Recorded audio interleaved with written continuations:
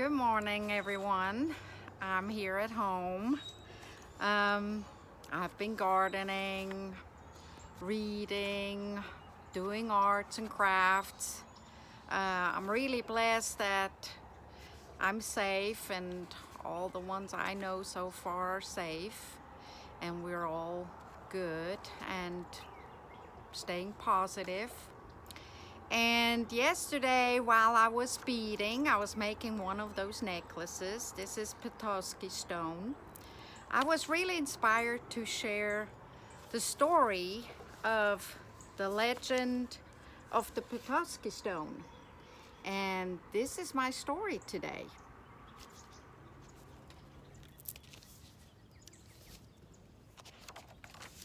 This is a Petosky stone.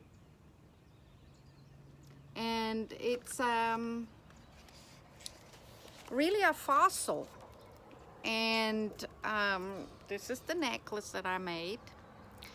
And well, let's go with the story now. A father and his son were walking along the beach, searching for Petosky stones. They looked through rocks that had washed up near the water's edge. They sifted through sand and pulled stones from the shallows of Lake Michigan. The father was watching the water roll toward shore when all of a sudden a wave splashed at his feet. It was then he spotted the wet gray stone. It was round and smooth and had a beautiful sunburst pattern upon it. As he plucked it from the sand, he asked his son, "Has anyone ever told you the story about the Petosky stone?"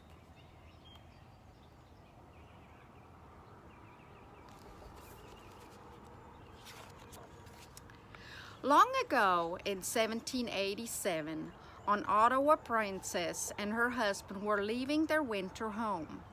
He was a French fur trader who had been welcomed into her tribe as an honorary chief, and he had worked through the winter collecting furs in an area we know called Chicago.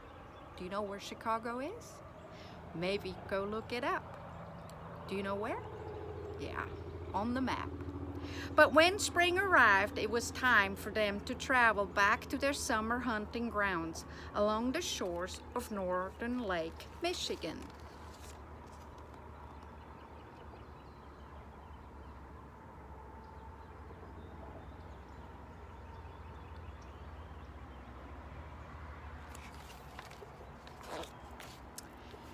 The family traveled day after day, but the journey was slow and hard because the princess was ready to give birth. One night, as they neared the mouth of the Kalamazoo River, she could not travel any further. The family made a shelter, and while the princess remained behind the deerskin door of the hut, her husband waited outside, listening to night sounds and admiring stars in the sky. The princess began to give birth to the baby as the chief waited nearby. Hours passed and the stars dimmed. The moon began to fade and the night animals became quiet. But then, as it became almost silent, only moments before the sun was ready to rise, the joyous cry of a newborn child filled the woods and echoed over the waters.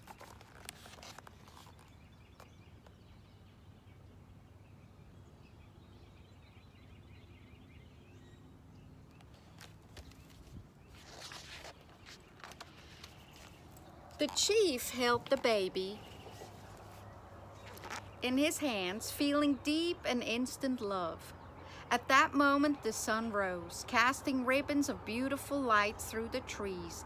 As sunshine fell softly upon the baby's face, the father said, "He shall be Petosky, and he shall be an important man." He named him Petosky because the word meant the rays of the rising sun, or sunbeams of promise. He knew this was a good name because it meant there was always the promise of a new day. And isn't that the truth?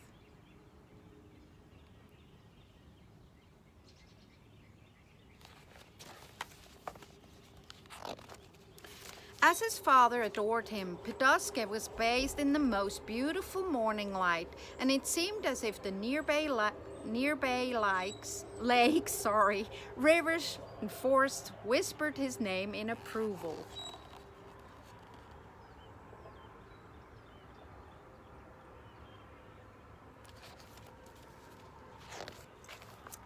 Not long after the family reached their village in the North Woods, where the baby known as Petosky grew into a young boy.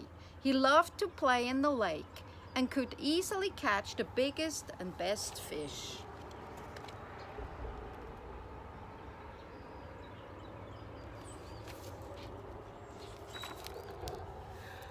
Petosky also liked to hunt for food. He would walk quietly through the woods, and always when he found his game, he was thankful and useful with it.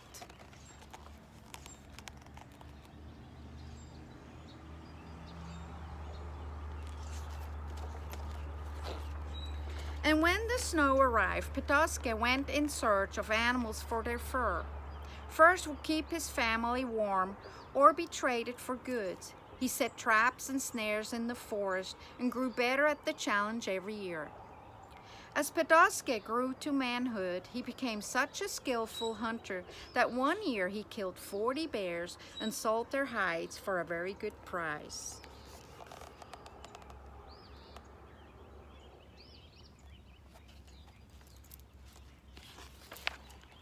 Over time, Petosky became a fur trader like his father had been. He traveled by water to Indian villages collecting furs. He piled his birch bark canoe high with pelts and raised a sail made from an old blanket. As it gathered breeze and pushed him along, he sailed through an inland waterway to the east side of Michigan. From there, he pushed on to Mackinac Island, where he would trade them for goods.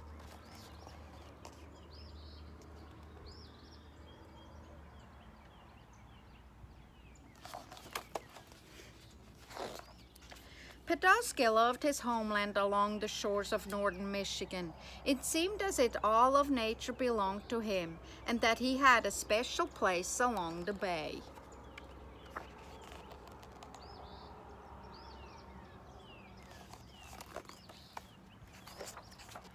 Eventually, Petosky married and became a father. He was now a headman, which meant he was third in line in his tribe. This was a place of honor, one that he earned through his intelligence and fairness.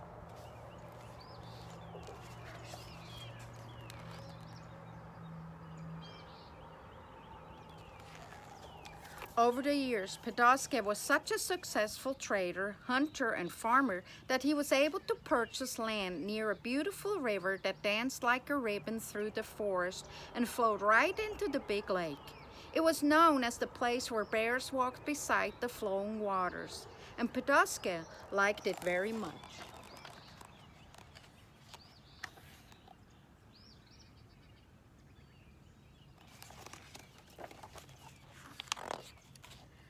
So Petosky built a wooden home there at the edge of the lake, settling on the shore where the sand rippled in waves among small gray stones. But things were beginning to change.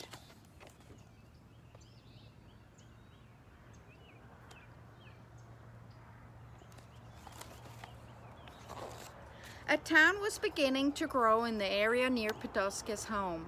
Pioneers came from the east to build homes deep in the woods. Farmers came to plow long stretches of grass into farms.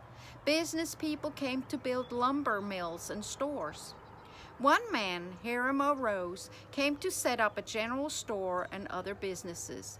He quickly became friends with Petosky and began to call him Chief Petosky as a sign of respect. Because most people knew Petosky and liked him very much, it wasn't long before the whole town began to call him Chief as a sign of admiration.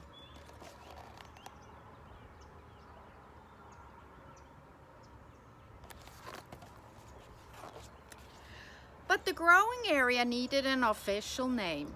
So one night several people gathered to choose just the right one. It didn't take long for everyone to agree that it should be the name Petosky, after Chief Petosky.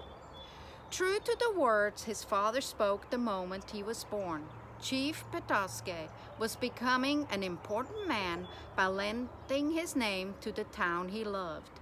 And in return, Petosky was loved by all.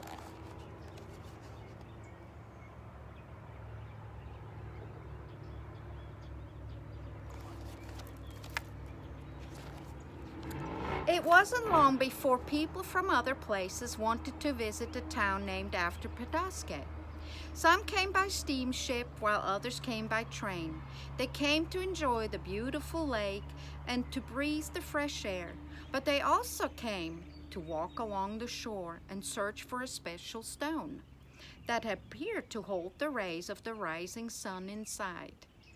Because the stones seemed to be found everywhere near Petosky, they soon earned the name Petosky Stone.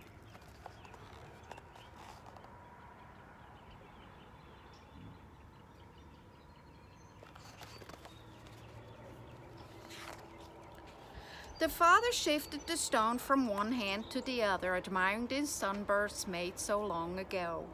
"When I find a Petosky stone," he told his son, "I know that I hold the spirit of Petosky in my hand. I carry the promise of tomorrow, which means I will have one more day in the place I love best, with the person I love most."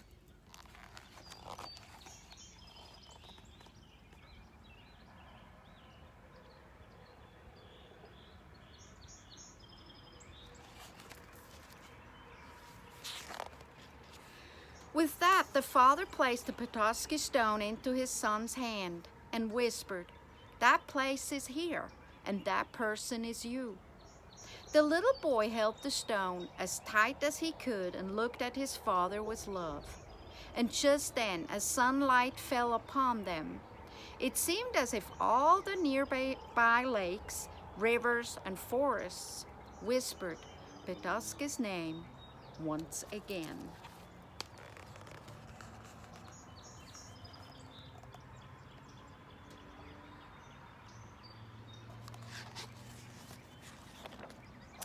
Today, when people search for Petosky stones, they hope to find the rays of the rising sun. And when they do, they carry sunbeams of promise. The face of Petosky, who was showered with the rays of the rising sun from the moment he was born. Each stone is a reminder of the man who gave his name to the land he loved, and to the beloved stone that offers the promise of a shining new tomorrow for everyone.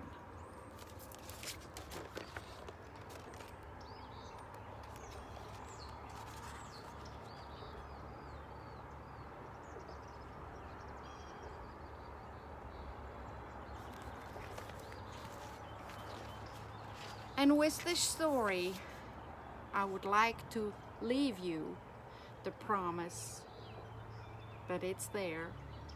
It's always there.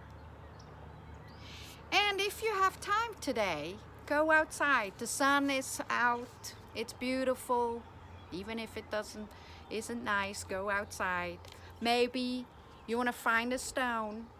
Maybe not a Petosky stone, but a stone. And if you have time, get some paint. And you can paint something. I'm gonna make something here for you. And I wanna leave you with this thought today. I love you. Remember, stones are great to hold. If you have worries, you can hold them. If you wanna paint them, build something with them, have fun and enjoy. And remember the story of the Petosky stone.